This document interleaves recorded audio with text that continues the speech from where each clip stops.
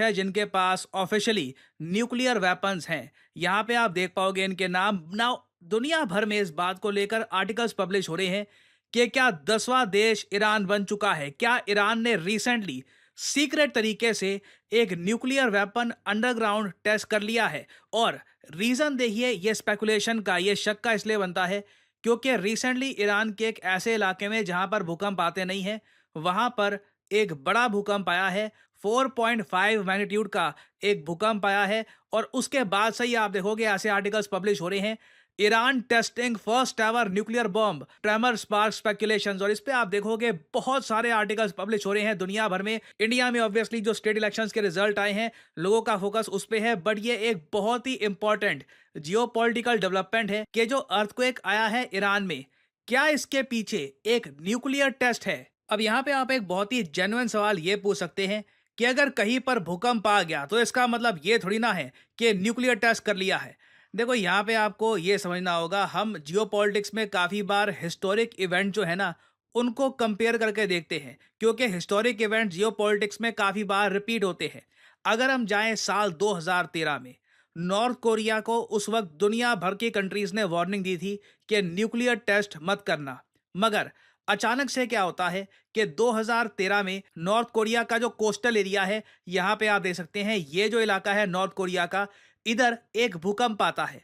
Initially सबको लगता है कि अच्छा ठीक है, अनयूजुअल है वैसे, नॉर्थ कोरिया में यहाँ पर इतने भूकंप आते नहीं हैं। बट लोगों ने कहा कि हाँ ठीक है, एक भूकंप आ गया होगा। मगर उसके बाद जापानी साइंटिस्ट ने अच्छे से डेटा चेक किया इस भूकंप का और उनको ये पता लगा कि ये कोई नॉर्मल सेस्मिक एक्टिविटी नहीं थी। कोई टेक्टोनिक प्लेट आपस में नहीं टकराई है, कुछ धरती के नीचे नहीं हुआ है। ये भूकंप एक्चुअली धरती के सरफेस से 9 से 10 किलोमीटर नीचे हुआ है। ये एक मैन मेड एक्सप्लोजन था। नॉर्थ कोरिया ने चुपचाप एक न्यूक्लियर टेस्ट कर लिया है और उसकी वजह से भूकंप फील किया है पूरे रीजन ने। ये भूकंप by the way China, south Korea, Japan, तीनों कंट्रीज ने फील किया था। और इसके बारे में एक लिटरल विकिपीडिया पेज बन गया है क्योंकि उस टाइम मैं आपको बता दूं, दुनिया चौंक गई थी। लोगों ने कहा कि नहीं, हाँ अर्थक्वेक ही होगा, न्यूक्लियर टेस्ट कैसे हो सकता है। बट यहाँ पे आप देख पाओगे इस विकिपीडिया पेज पे लिखा है कि नॉर्थ कोरिया के अनाउंस करने से पहले कि इन्होंने न्यूक्लियर टेस्ट किया है, बाद में नॉर्थ कोरिया ने खुद ये बात एडमिट भी कर दी थी। इनिशियली सब लोग यही मान के चल रहे थे कि ये किसी टाइप का ट्रेमर है, कोई भूकंप हुआ है। तो सेम चीज यहाँ पर लोग मान के चल रहे हैं कि मे बी ईरान में भी यही हुआ है क्योंकि जो लोकेशन है ना अर्थक्वेक की, ये जो लोकेशन है, यहाँ पर यूजुअली भूकंप आते नहीं है इन ईरान। नाउ यहाँ पे ऑब्वियसली आपका एक सवाल ये आएगा कि क्या 2013 में जो नॉर्थ कोरिया में हुआ था, क्या हम 100% कंफर्मेशन के साथ कह सकते हैं कि सेम केस है ईरान का? अगेन नहीं।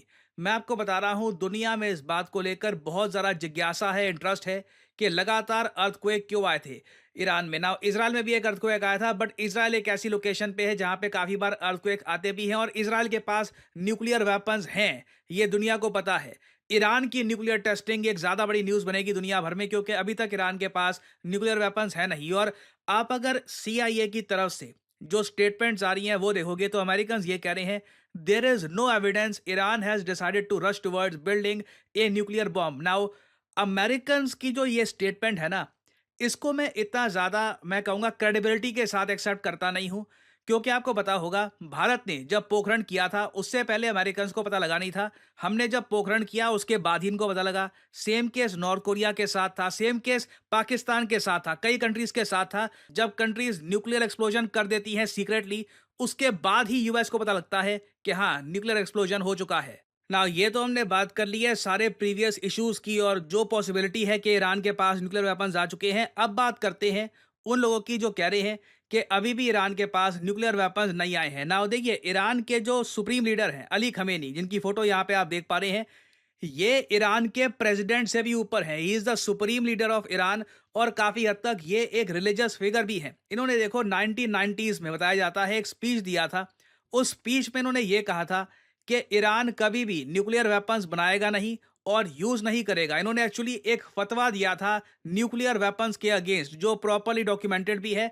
और काफी बार जब यूएस ईरान के बीच में बातचीत हुई है ऑफिशियल लेवल पर, तो ईरान की तरफ से जो रिप्रेजेंटेटिव्स थे, फॉर एग्जांपल मैं आपको बताऊं, हसन रूहानी का नाम आपको याद होगा। हसन रूहानी ईरान के प्रेसिडेंट थे और कुछ ही समय पहले हेलीकॉप्टर क्रैश में उनकी मौत हुई थी। तो हसन रूहानी वो आदमी थे जिन्होंने वेस्टर्न कंट्रीज को बार बार ये बताया कि ईरान कभी भी न्यूक्लियर वेपन्स यूज़ नहीं करेगा, क्योंकि अली खमेनी का एक फतवा है कि कभी भी न्यूक्लियर वेपन्स यूज़ नहीं करने। लिटरली इन्होंने ये कहा था कि न्यूक्लियर वेपन्स ये हराम है, दे आर अन इस्लामिक, और इसलिए इनका इस्तेमाल नहीं किया जाएगा। नाउ अब इसको लेकर देखिए बहुत सारी स्पेकुलेशन है कि ईरान क्या जेन्युइनली इस फतवा को फॉलो करेगा, क्या ईरान अपनी पोजीशन चेंज कर सकता है। इसको लेकर ओवर द इयर्स कई किताबें लिखी गई हैं, रिसर्च पेपर्स लिखे गए हैं कि क्या ये जो फतवा है ये चेंज हो सकता है, और ईरान अपनी जो सिक्योरिटी सिचुएशन है ये देखते हुए क्या बड़ा चेंज कर सकता है। क्योंकि रिसेंटली अगर हम देखें तो बहुत सारे ऐसे इवेंट्स हुए हैं, हमास के लीडर का मारा जाना, गाजा की हैवी बॉम्बिंग,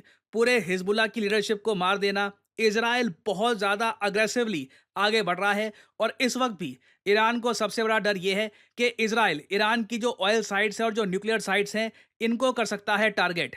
और मेरी हमेशा कोशिश ये रहती है कि मैं हर साइड का व्यू पॉइंट आपको बताऊं, ताकि आप खुद प्रॉपरली सोच पाएं कि क्या रियलिटी हो सकती है। क्योंकि अभी के लिए हमारे पास कोई कंक्रीट जानकारी है नहीं कि ईरान ने न्यूक्लियर टेस्ट किए हैं या नहीं किए।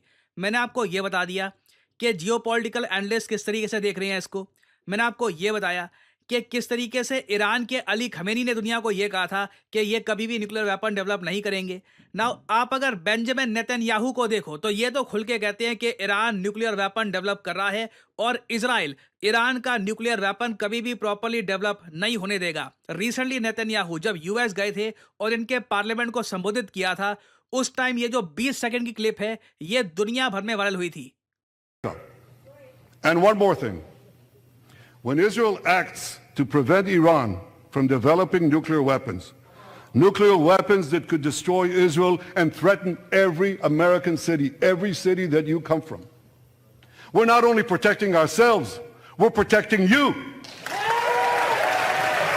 नाउ इजराइल के प्राइम मिनिस्टर तो ओपनली ये कहते हैं कि ईरान बिल्कुल न्यूक्लियर वेपन डेवलप कर रहा है, और इजराइल जब ईरान को रोकता है तो ये ना सिर्फ इजराइल की रक्षा कर रहे हैं, इनके हिसाब से ये पूरे अमेरिका को भी बचा रहे हैं, हर एक अमेरिकी नागरिक को भी बचा रहे हैं ईरान के न्यूक्लियर वेपन से। तो अगेन देखिए, अ, इस वक्त पूरी दुनिया बस वेट कर रही है कि ईरान की सरकार बोलती क्या है। नाउ ये भी एक पॉसिबिलिटी है कि ईरान कुछ ना कहे और ईरान ने बस एक न्यूक्लियर वेपन टेस्ट कर लिया हो। इन केस अगर इजराइल एक बहुत ज़रा हैवी अटैक करता है ईरान पर, तो ये प्रॉपरली रिटेलिएशन कर पाए।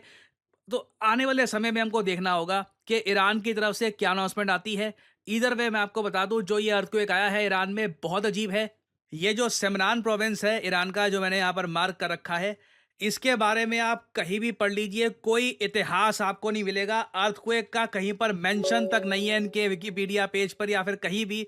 कभी भी यहाँ पर कोई एक मेजर अर्थक्वेक आया नहीं है। तो सडनली एक ऐसे टाइम में जब इजराइल ने धमकी दी है ईरान को ये कि अटैक करेंगे ये ईरान को, और यूएस कह रहा है कि हाँ बिल्कुल इजराइल अटैक करने वाला है ईरान को, सडनली एक ऐसे इलाके में जहाँ पे इनके यहाँ भूकंप आता नहीं है, एक भूकंप आ जाता है।